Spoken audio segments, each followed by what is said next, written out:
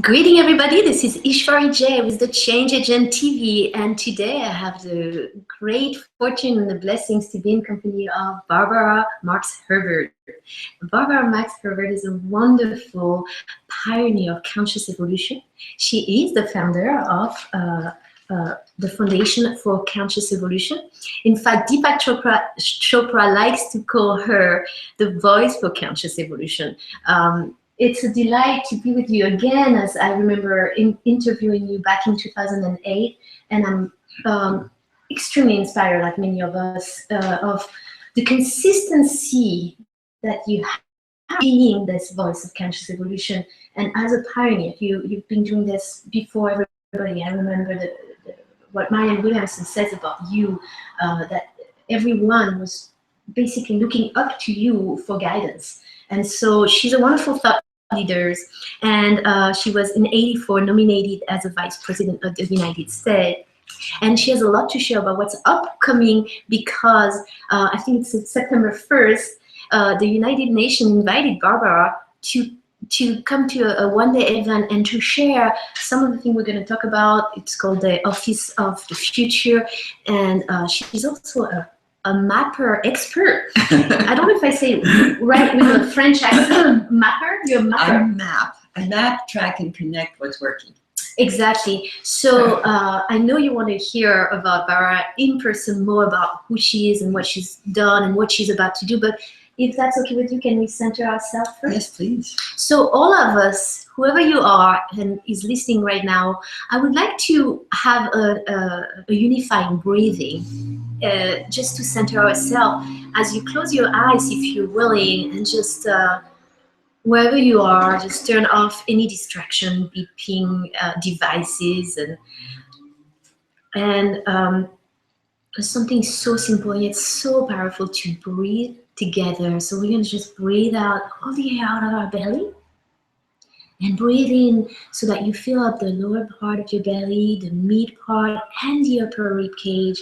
A full deep breath. And then when you exhale, let go of the dead so that you can fully be present to the wonderful wisdom and inspiration that Barbara is about to share. And then you breathe back into the lower belly, the mid-rib cage, the chest. Breathe life, breathe love, breathe peace, and exhale what is unnecessary to be fully present of the now. A couple more breaths together. Breathe in deep. Breathing out long.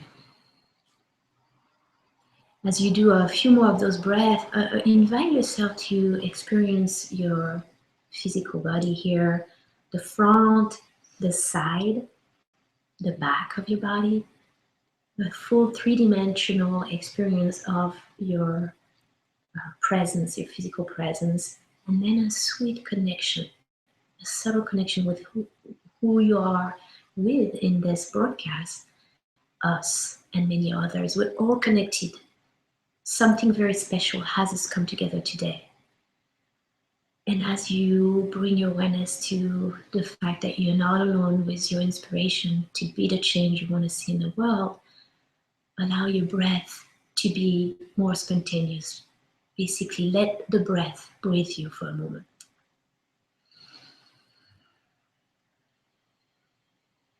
Such an effortless, blissful, Baba would say,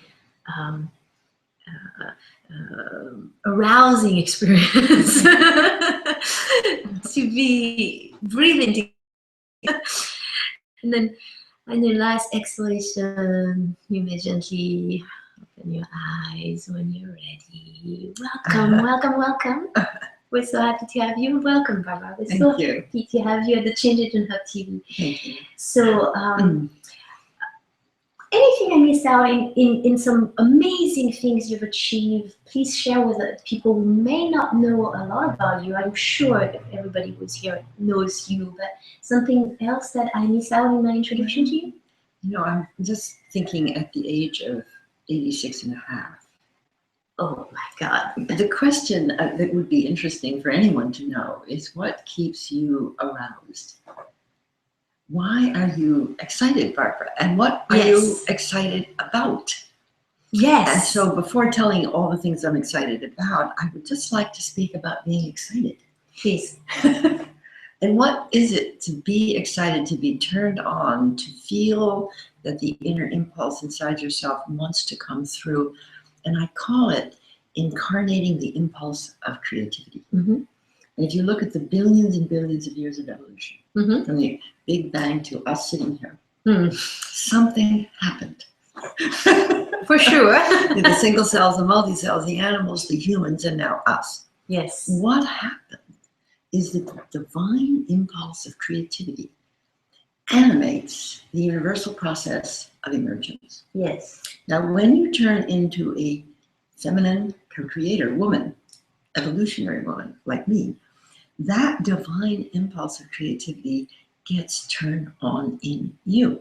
Mm-hmm. And what it does is it turns you on to your own essence, to your own expression. And because the universe always wants more. Mm-hmm. It's not finished, ever. Mm-hmm. That means the more inside you, when you say yes to your creativity, your love, your highest desire to express, you get turned on no matter what age you are. Oh, that's a good news for a lot of people who may, like I did, I was just sharing with Barbara earlier, that there was a time in my life where I went to a place where I was disillusioned of my own purpose, because let's face it, the world doesn't always create a structure for us to shine our brilliance.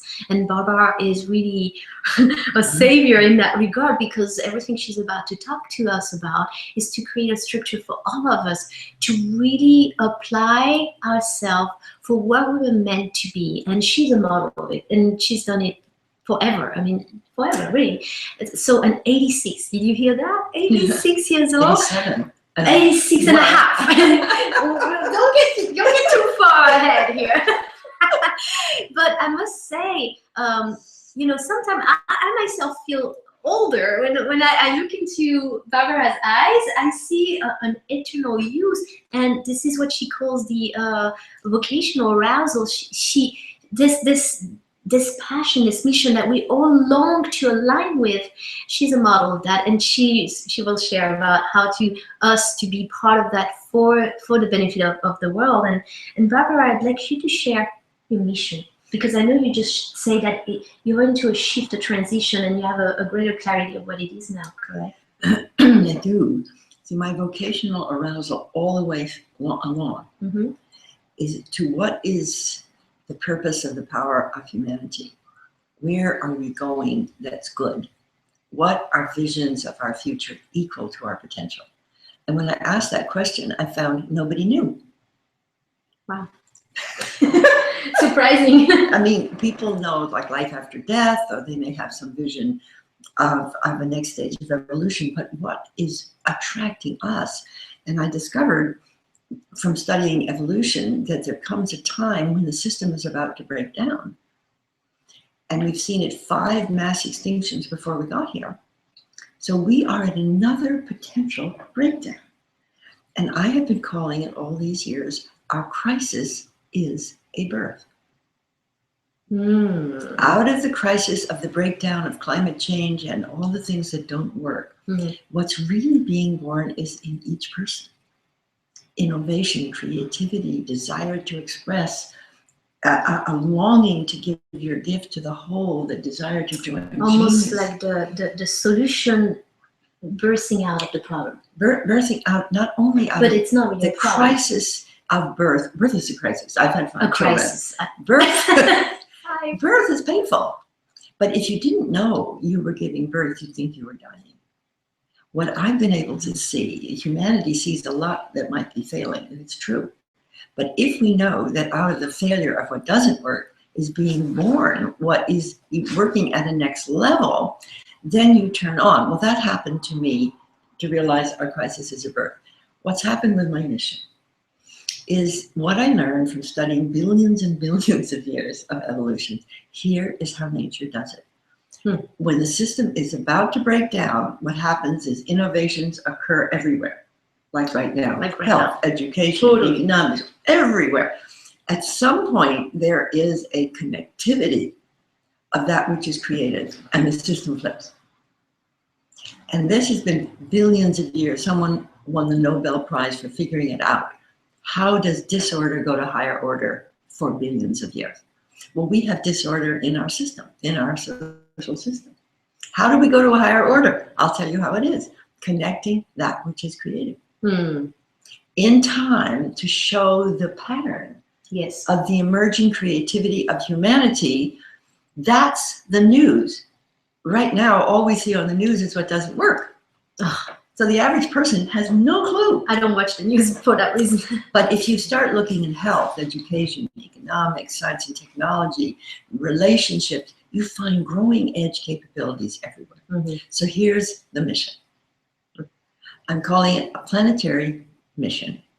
Planetary mission is basically to connect what is creative in time to avoid the decline and the disaster. Powerful. Thank you. And to do so in such a way, starting perhaps with very large-scale projects that might work, but that means every single human being on Earth who has a creative impulse to express your own creativity, your own gift. The planetary mission is an invitation to create. Yes. And we came up with a phrase, exponential synergetic co-creation. Yes, exponential. That is to say, folks, we don't have 10, 20, 30, 50 years. Okay, this is our lifetime. Exponential. The clock is ticking, the time is now. Exponential. Synergetic. Synergy. Now, synergy is more than cooperation. I'll tell you what synergy is. Like you have an eye, and you have a heart, and you have a stomach, and you have a body. And these are 52 trillion cells making up you right now, synergizing to make you greater than the sum of the parts. Because if you laid all the cells in your body, the 52 trillion cells, they say, in a row, would you get a body? No. No. Nature knows how to create separate parts to create something more than the parts. Like an eye. An eye is a mystery. A thumb, an ear. Oh my God. A body. Much less a planetary body. So here is the magic in my mission. If we even could wave a magic wand for the moment and everybody who's creative could express that creativity and give it into the mission, whatever it is, wherever it fits best, health, education, economics, whatever the culture. You can be in China, you can be in Japan, you can be in Europe, you can be in the United States, you can be in Africa. If you're a person with a gift and a creativity, you fit into the mission. And the mission is designed to call forth the creativity to join in radical synergistic convergence. Yes. And I believe from everything I've understood of how nature works for billions of years, that we have to do what nature has been doing. Humans are separated into silos and separate parts and separate cultures, and we don't know how to do this. The planetary mission is designed to be a structure of participation. It's wonderful, Barbara. And really, all what she's creating is aligning with, I mean, I look at ants, they work together. Bees, they work together. Like this natural thing of co-creation, and there's no dispute or fight, or it's always for the greater good. It's just like going back to the way it always was, the way nature intended. It's the way it is. And what I learned, I very much like the Apollo program and the space program, and I got to know a lot of space scientists in Washington. And what they told me was it's very important to have a time frame. For example, if John F. Kennedy had said, let's put a man on the moon and bring him back sometime, they told me it would not have worked. Right. But if he said within this decade, the entire technological genius of the human race got together, and I went to Dr. Thomas Paine's office at NASA, and he had this huge, huge map or per chart of every technological genius that it took. And there was one picture at the head of this per chart in the office of NASA. And it was, bring him back alive as an astronaut. I'm getting a chill. Yes. Everybody had to do their best to bring this one man to land on the moon and bring him back alive. And if somebody had not done their best, whether it was a janitor or Werner von Braun ahead of the space program, it might have failed. So when I looked at that, I saw another picture there. Basically, it was bring us forward alive. And I'm calling that the Planetary mission. Wonderful. That's awesome. It's a new picture. Now imagine for a moment, as it was for the technological genius of humanity to bring him back alive, that one person, bring us forward alive, a planetary mission would be a way of mapping health, education, economics, relationships, media, of what's working. Then you would also show where what's working connects, because we need each other. Nobody can do this alone. To bring us forward alive, we need to connect what's created. So the planetary mission also has a map. Mm-hmm. So you who are listening right now, you would be thinking, if this were up, and just it will be shortly, what is your greatest gift to give to the shift? Is it to be a lover? Is it to care for your garden? Is it to create a new beautiful internet site? Is it to share your vision? Let's say for the moment, everybody's input and vision is needed. And I learned this from Dr. Jonas Salk, who was a friend of mine. And he said, it's not survival of the fittest, but survival of what fits best. Ah, beautiful distinction. So if you have a gift to give, but you don't know where it fits, and you don't know who might need you, mm-hmm. you can feel terrible. I felt terrible for years. Me too. Because I didn't, when I got married in 1951, and I had all of this passion in me, and then I began to have some wonderful children. And then I got severely depressed when I was about 29 years old, after my fifth child. And I thought, okay, Barbara, depression is a signal that's more to be expressed. Instead of saying my depression was something wrong with me, how to medicate it or get over it, I thought, what could it be? Because I believed somehow in the hopefulness of our potential. And I'll make a very long story short, but I met Dr. Abraham Maslow. He wrote Toward a Psychology of Being. He was a great psychologist studying wellness rather than sickness. And he asked himself a question, who is happy? Who is well? And the psychologists didn't study wellness. They studied sickness, illness. So what he did was he looked for a group of well people and studied them. Nice. I mean, it was brilliant. And what he discovered, he called it self-actualizing. And here's what he discovered.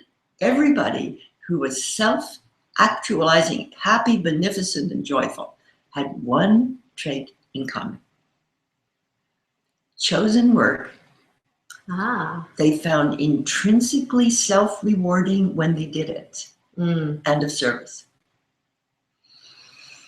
Yes, I can relate. Most of my life, I search for that mission, that purpose in life, and a lot of people have this transition of confusion, and so this is due to vocational arousal. When you find your gift. By the way, I want to welcome Stephen, which is saying in the chat that he's happy to be with us.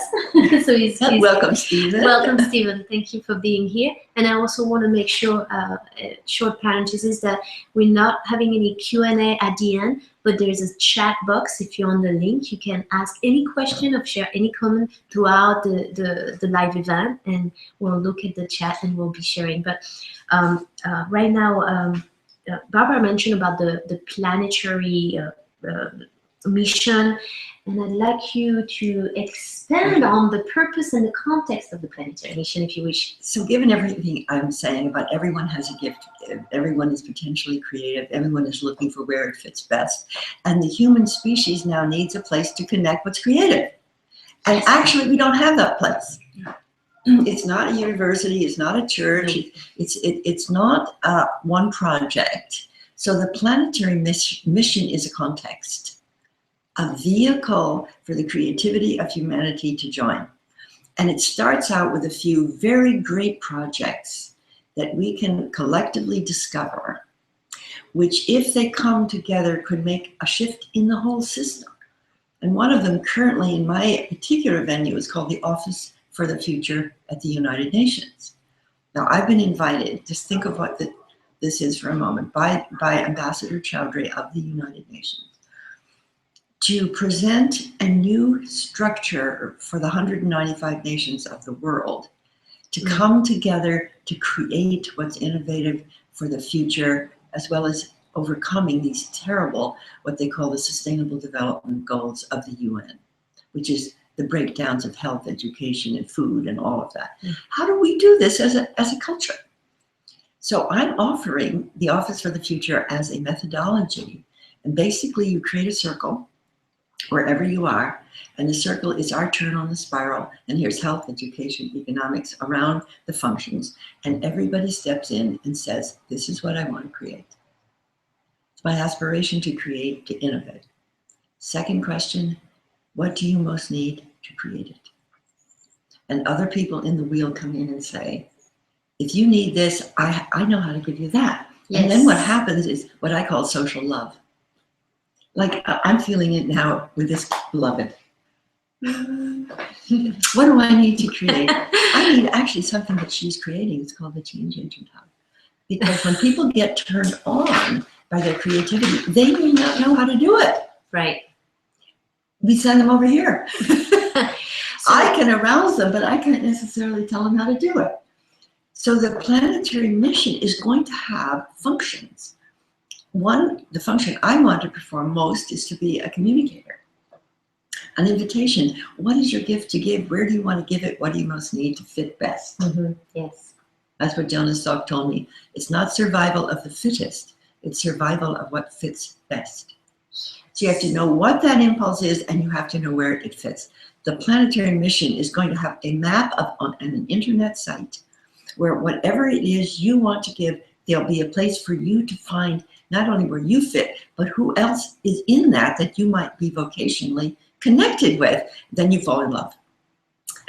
Then you get vocational arousal. You fall in love with life and everything in it. And vocational arousal, you get turned on to create. Yes. Instead of getting turned on just to procreate, yes, which we've been doing for all these years very well. Now 7 billion. We are having longer and longer lives, and children by choice, meaning huge amount of energy that went into reproduction and caring for large families is available. And the feminine co-creator, who's not dying, who doesn't have, huge amounts of grandchildren to take care of like myself, that woman, whatever age she is, becomes a force of creativity, the like of which we've never seen on the planet. Because the feminine creativity is designed to give birth. And what is it designed to give birth to now? It's a culture. So here's what I see. The planetary mission that I'm now on is a context for people to give birth to their creativity and join quickly enough. And I'd like to pick a few dates. Let's pick International Peace Day 2020. I like it. By then, folks, let's show up with enough creativity to see that the system can make itself work at the next level. Buckminster Fuller said, we have the resources, technology, and know-how to make the system work for everybody. True. Now, it's not just the system who works, it makes everyone work in the system. Yes. It's not that it's going to be given to everybody, it's that everyone is going to be involved in creating it. So whether you're a mother, a fisherman, a gardener, or a genius, you're needed to give a gift. And I want to say that here I am at 86 and a half.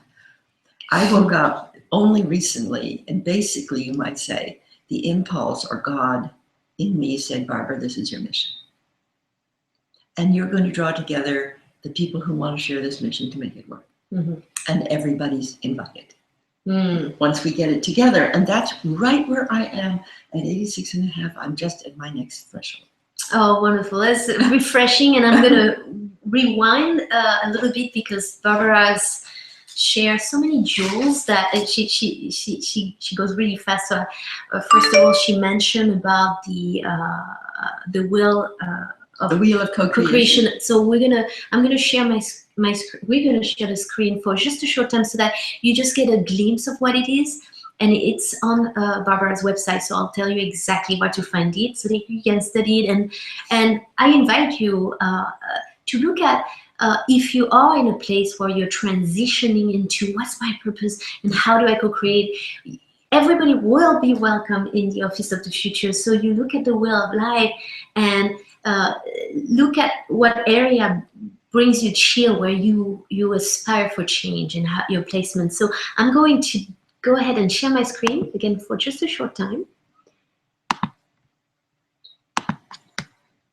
So everybody, the reason I'm not going to show you this for a long time is because I can't see the chat, and in case you have any questions, but do go to either barbaramarxhubbard.com or evolve.org, and you will look at the Wheel of Co-Creation on the website, and then on your laptop you can expand it and look at it and do that little homework for yourself to be able to see, how do I want to participate? Like, I know you have that call, you wouldn't be on this broadcast right now, and as you listen to Barbara, she is a source of inspiration, and this is how we'll remind you at the end that you can click on the join the community on Barbara's website and follow on those amazing I'm going to stop the sharing of the screen because I'm sure you want to see us raging faces back again.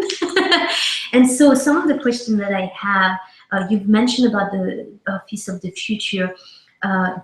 Is there any sort of initiative or tips for system from devolution toward conscious evolution that you want to share with us already? From devolution or descending and dying. From where we are to where we're going. Conscious evolution means being conscious you are an expression of the process of creation.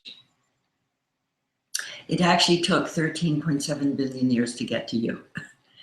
And, you know, if you want to go back to the origin of creation, the mind of God, the source of life itself, the total mystery of that first Big Bang, which was implicitly was able to create energy, matter, and life. So let's say there was a pattern in there. You can call it what you will. And it's going for billions of years to greater consciousness, higher freedom, and more complex or loving order. We're living in a shift point. So it's not just that we're doing all of this alone. And it's not that God from the outside is coming in to do it for us. It's that we are embodying the process of creation as our passion to love and to create. Those two words I really believe is love and creativity. Mm-hmm. So in order to get into the matrix of the wheel of co-creation and into the planetary mission, is you want to tune into the passion inside you to be more, love more, create more, your full potential self. Everyone has it. And you have to say yes. You may not know exactly what it is, but the yes turns it on. And I call the yes an advocate of the compass of joy. I didn't know what to do when I first realized and read Maslow, but I discovered I didn't have vocation. I didn't have life purpose. And when I began to ask what it is, it was revealed to me it's to be a communicator. Now I then started to communicate, and I changed my life. That little shift from not knowing what it was and feeling depressed, then realizing more needs to be expressed. So take that for yourself. If you're feeling the slightest bit of depression, which we all are half the time, and then you have to go, what is it that attracts you to express? And even if it seems like only a little glimmer, say yes. Yes. And when you say yes, do a little more of it. Try to find at least one person you can share it with. And what will happen is it's vocational arousal. Now that's the next stage of sexual arousal to join your genes to have the baby. Vocational arousal is to join your genius. Can you see her energy she is embodying what she's Nature speaking about? doesn't want us necessarily to join to have tons more babies. No. Only chosen children, really. Really, yes. And then what does nature really want of us? To join genius. So the planetary mission, if I can return to that, is a place to join genius. It's an invitation to find who needs what you have to give. Yes, wonderful. Thanks, Barbara. And it's such a great lesson. And all this is and I know because I know enough about you to know that you're really downloading divine inspiration, and the divine is using you as a pure instrument for this to birth into the world. That the Office of the Future and the planetary mission, and so it's my great delight and fortune to. My partner Stephen Hellinger, who is a financial expert, and myself, we're building the Change Agent Hub, and by its word, it's a hub. It's a place for the Office of the Future to come together all over the world for people to actually find their placement in the world, to shine their light, and to become these change agents, because it's a clear call, but. Up till now, you may have not found either your tribe or your co-creative. I'd like you, Barbara, to tell about, you talked about the dating phase. Vocational dating. Vocational dating. So then you come to the Office of the future for vocational dating. Tell us more about this. Well, vocational is dating. We're in it right now. You're always looking for somebody who needs what you have to give.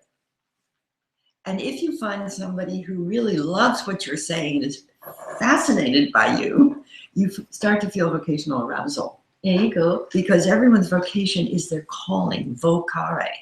It's the impulse of creativity within you, wanting to find somebody who needs you, who loves you, who's creative and excited by you. So a vocational arousal person, oh, I'm so excited by what you just said. I feel that with you.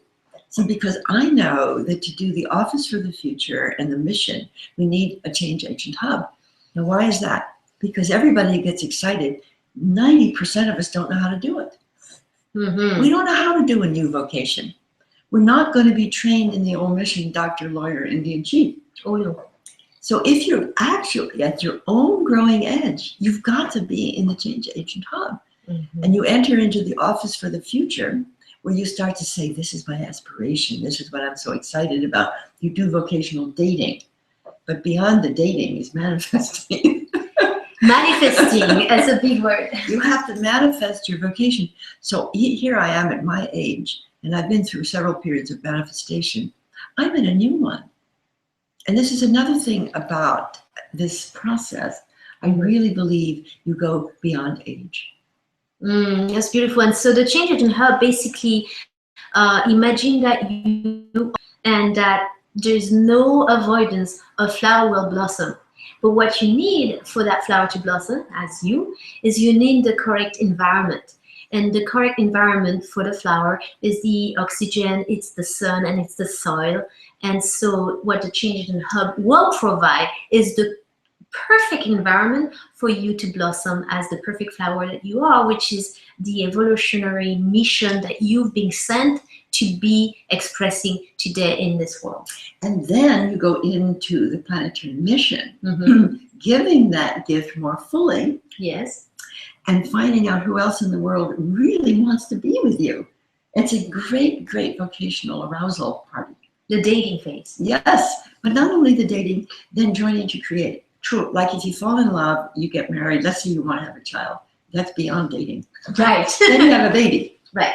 Okay, so if you join with somebody to co-create, you have a project. Mm-hmm. That's a baby. Right. The project is the baby. Is the baby. Right. So you have to be faithful to it. Mm-hmm. It's not all fun. Mm-hmm. You don't get up in the morning and just love it all the time. Mm-hmm. You might not even enjoy the baby every morning. But nonetheless, the love carries you through the project exactly. and manifestation. So this mm-hmm. type of joining genius is not just having I used to have what I call suprasexual promiscuity. Everybody I met, I wanted to write a book with, I wanted to do a movie with, I wanted to do a talk with, but I went home one night years and years ago, and I had all these cards and I couldn't remember their names. I was too easily turned on by creativity. So I have now learned, if I'm going to be turned on by my own and someone else's creativity, to join to create. That's a serious and loving commitment, because what comes of it is more life, and you have to nurture the life. Yes. And that takes time, and that takes resources, and that takes much more than just a date. Mm-hmm. By the way, in my experience, all these wonderful metaphor that Barbara uses, dating and arousal, vocation, it works very well for women, because they really get the feminine expression, the poetic, metaphoric expression of Barbara. And I would like to share to any men right now who are listening, if there's a little bit of discomfort, how this is applied, like where is the practicality of it? Give me a result or anything. I've been there myself. Brainwashed you in a very patriarchal way, because this is all they teach out there right now. I'd like you to soften that part of you and be just open to not maybe fully grasp, but beyond all these beautiful poetic metaphors from Barbara, I noticed great practicality. In fact, the will of co-creation is very practical, and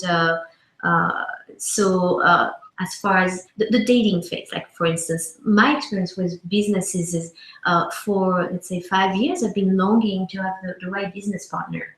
Yes. And you know what they say, ask and you shall receive, but it's in God's time. Less than 11 months ago, this wonderful partner, Stephen Linger, came to me.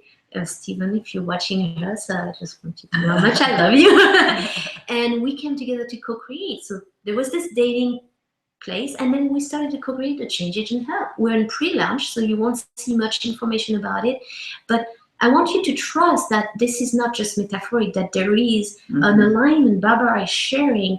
It's a divine alignment, that things do happen in a way that's not just patriarchally result-oriented, but when you allow more than you force, you create in a forceful way, the way I was taught, magic happens. And so being around Barbara, I can feel the magic. And I know from everything she's created that this is really about allowing this balance between letting the divine guide us and also being this impulse. And to a point, it's no longer co-creation. We talked about it earlier, the co-creation. Synergy. It's becoming like there's no difference between what we're asked to do and who we're doing ourselves. It's the oneness of the experience. You see, what you have to notice too is if you're at a time when so many things are breaking down that look pragmatic. For example, the military-industrial complex. Yes. Yeah. Oh, yes. I mean, they probably think they're pragmatic. Yes, they do. And I'll tell you a funny story. It was during harmonic convergence, and I was on Voice of America. Okay. And harmonic convergence was this thing where people go to mountaintops and hum. It was, I think, 1986.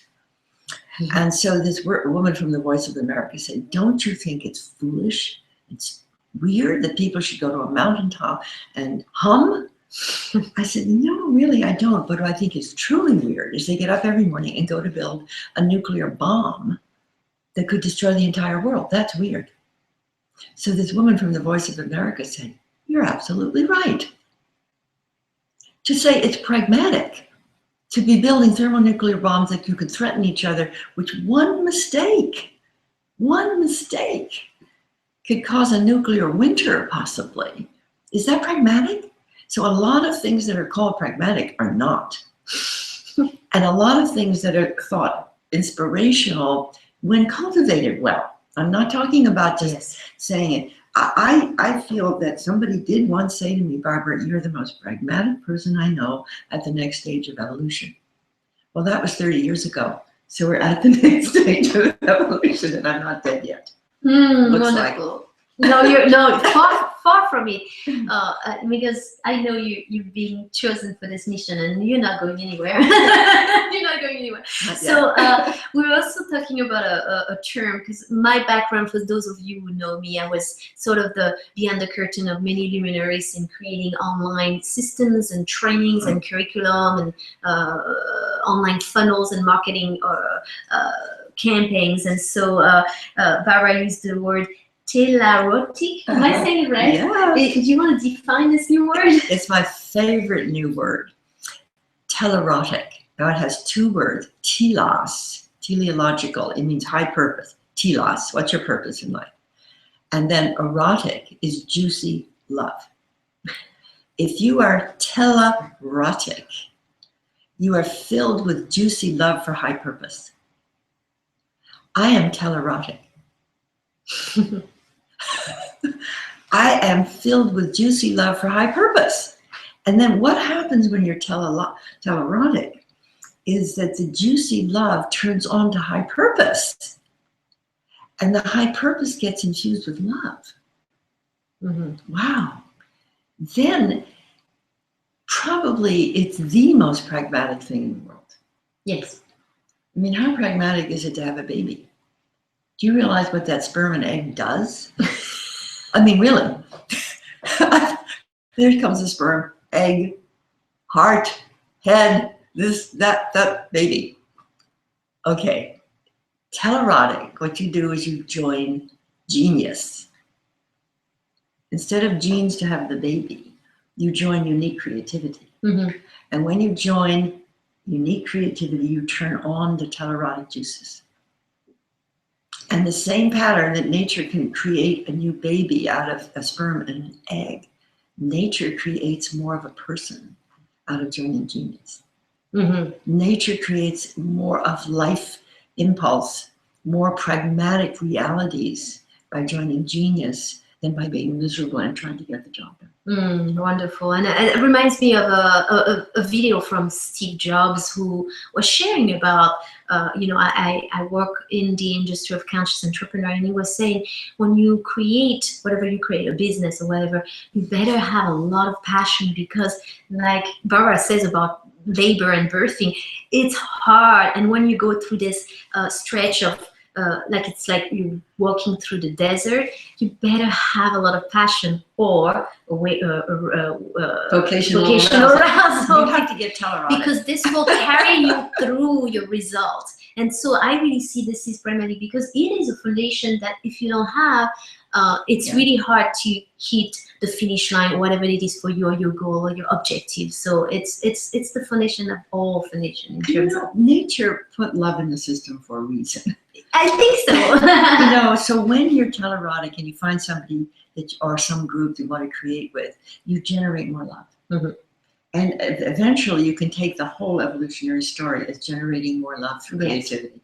Yeah, so just to make sure, I mean, especially for you, if you stepped in late, everything we talked about is Barbara was sharing with me, even though she's being in this field all her life, Barbara is taking it to a whole new level. It's sort of this broadcast, it's sort of an announcement. I'm taking a jump, and this is the first time I've said it on any media. Yes. Is the planetary mission is a celebration of connecting to give birth to the new humanity. Right, it's a big deal. She's going to the UN in a few days, September 1st. Yeah. And they are inviting her to share this vision because there is a readiness. There is a readiness, and they see Barbara as the voice of conscious evolution. And so we are here hearing this announcement, and it's okay to have chill and to have this time now, the clock is ticking and everybody is welcome. And then the Office of the Future will be organically starting to birth with templates all over the world so that you can come together in your community. Again, this is an announcement. This is not yet fully established. We'll have a beta probably in the Bay Area, a beta test of everything will be broadcast because we want you to see how it's evolving. But this is really new, and you're part of something really like ground level, and it's very exciting to share this with you. I'd like to also you mentioned about the Great Library. Do you want to share a little bit about that? Yes. See, the evolutionary story was discovered really in the 1960s. Einstein thought it was an eternal universe. And some radio astronomers caught the background radiation of that first Big Bang. And they thought, oh my God, we are evolving. So not only were we evolving for billions and billions of years, but we are evolving now. So if you study the billions of years of how we got here, and you put yourself in the story of our consciousness evolving. So what we've been calling personal growth and spiritual growth actually is a deeper reality of incarnating the impulse of creation. Mm-hmm. And it comes out as your creativity. What question did you ask? She's so passionate. I forgot the I do question. this all the time. So, and this is all good because you are launching to the Great Library. Oh, the Great Library. So the Great Library is all the teachings and writings, and many of them by young people that aren't yet well known, that can give us the basis of the scientific, spiritual, social news story of evolution. For us to realize that the crisis we're facing with the breakdown in the climate change and all of that is a natural crisis of growth. It's natural that we're overgrowing the womb of Earth. Mm-hmm. When I graduated from Bryn Mawr in 1951, my professors thought most of the problems had been solved. Mm-hmm. They did not know we had an environment. There was no word for it. So the whole set of crises in the last 30 years are a surprise to the intellectual community. Now we're scrambling. And many people think we're failing as a species, and it could be so. But it also means our crisis is the birth of what's creative, loving, and new. And so anybody who has an impulse to create something more is part of the birth. But we don't know we're being born. Many of us think we're dying. So that's why it's so important to get the new story in the library. So that we have this collective, historical a library of information. And so everybody, man and woman, and everything, here is an announcement of what's coming up, by the way. And so there is the evolutionary woman, and you also mentioned the evolutionary man. So since we're bringing up all these exciting announcements, why don't you talk to us about the evolutionary woman and the evolutionary man? One thing that the Planetary mission wants to do is call into connectivity the evolutionary woman and the evolutionary man. Now, the evolutionary woman is something like the two of us. And I'm sure many of you who are watching this, you feel an impulse to be more, create more, love more, and express who you are. Yes. And instead of just sitting back and saying, I've done it all, you're actually impelled by a desire. It's a longing for greater expression and contact. The universe itself is telerotic. Now that's a big thought. The universe has a telos, a purpose, the higher order. Greater creativity through bringing more and more parts together, that's love. You become more like the universe itself when you say yes to this. And then you tap into a force of creation. And in the old days, you fall in love with God. That was a word, but the word God does not fully imply the spiritual force of evolution. Aurobindo called it the consciousness force. So the evolutionary woman and the evolutionary man are imbued, motivated, enlivened by that force. Somewhere in their life, they said yes. And in saying yes, they're telerotic. The telos turns on. Yes. And then, that's when people say, Barbara, do you feel you're getting younger? And I say, no, I think I'm getting newer. Because the evolution is always creating newness. More new, more life, more love. So if you say yes to it, it's health-giving. It's regenerative. I believe my cells have caught on that there's more for us to do.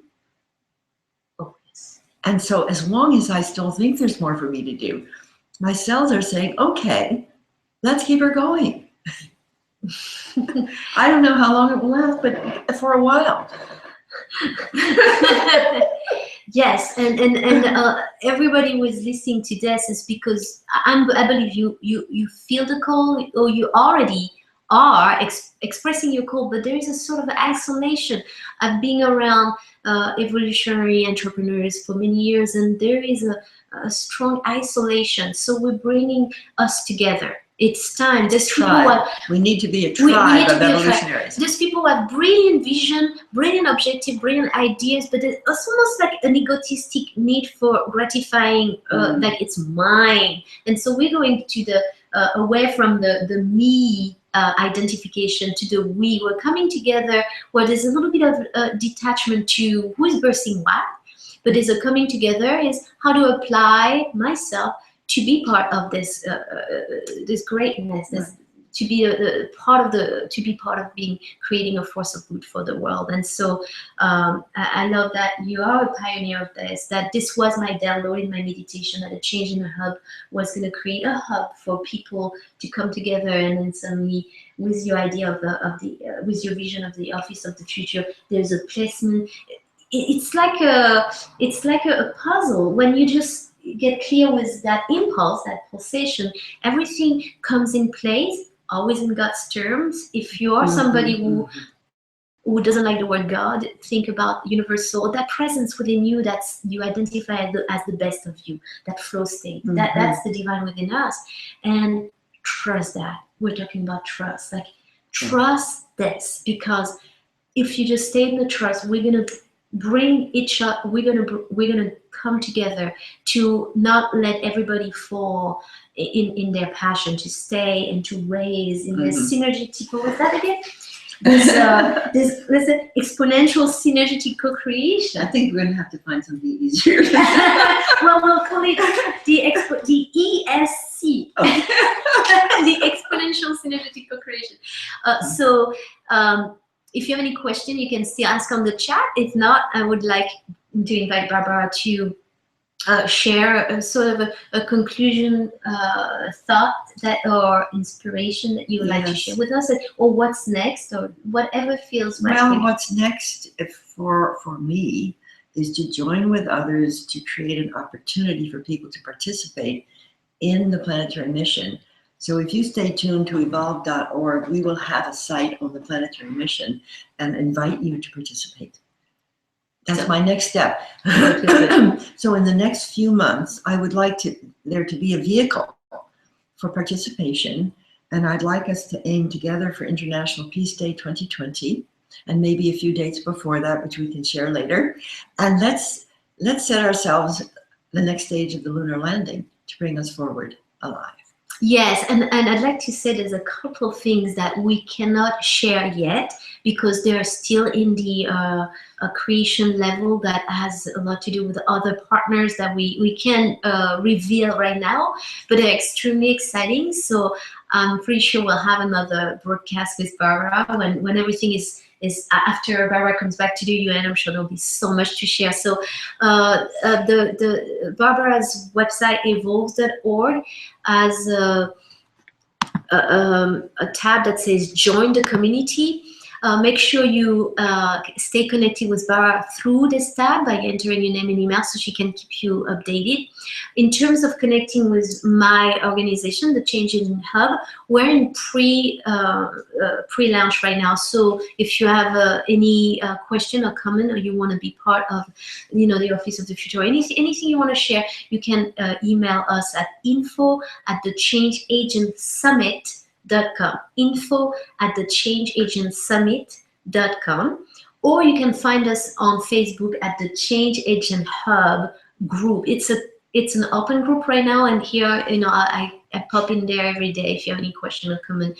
And we invite you to jump on the driving train, and to just jump with us and get excited, and help us to cohesively create this beautiful vision together. Thank you so much, Barbara. Thank you. It's such a pleasure. You are an inspiration. Thank you. I'm inspired. You say I want to be like you when I grow up. Okay. We love you dearly. Yes, We so do. Thank you for It was a wonderful opportunity for the very first time I've had a chance to express this. Yes, Thank yes, you. yes, yes. Thank you so Very much. special day. Everybody, thank you for being here. Special day. And it is a special day, and we'll see you soon. Goodbye for now. Goodbye. Much love.